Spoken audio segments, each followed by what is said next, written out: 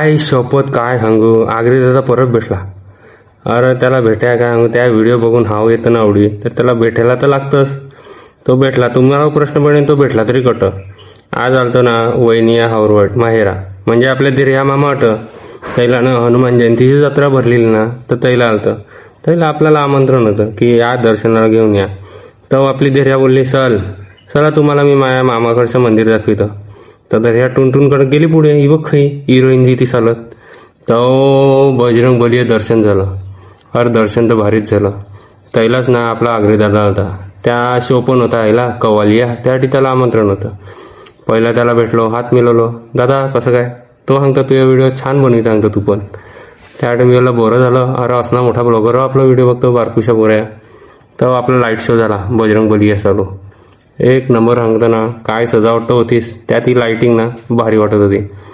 भाऊजीन ताईन दर्शन घेतलं, नंतर मी दर्शन घेतलं, पण माझ्या कोणी व्हिडिओच नाही काढला. मग त्या बाजूला शिवमंदिर आहे, महादेव दर्शन घेतलं.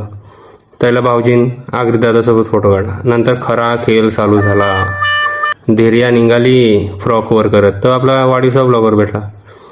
तिने घेतलं एक एक सामान डोक्याला. आज ती सांगतं मला येऊ पाहिजे, मला तेऊ पाहिजे, काय काय घेईन ती. तर बनू लागला थार घ्यायला, रिमोट घेऊन चालवायला लागला. तेव्हा आपला खरा गेम आपला चालू झाला. आपण काही खेळणी घेऊन खेळणार, आपण फक्त मिठाई खाया बस. तर अनुला ना थारवरनी या बारकुशा गाडीवर कटवला, स्वस्त्यातच काढलं काम.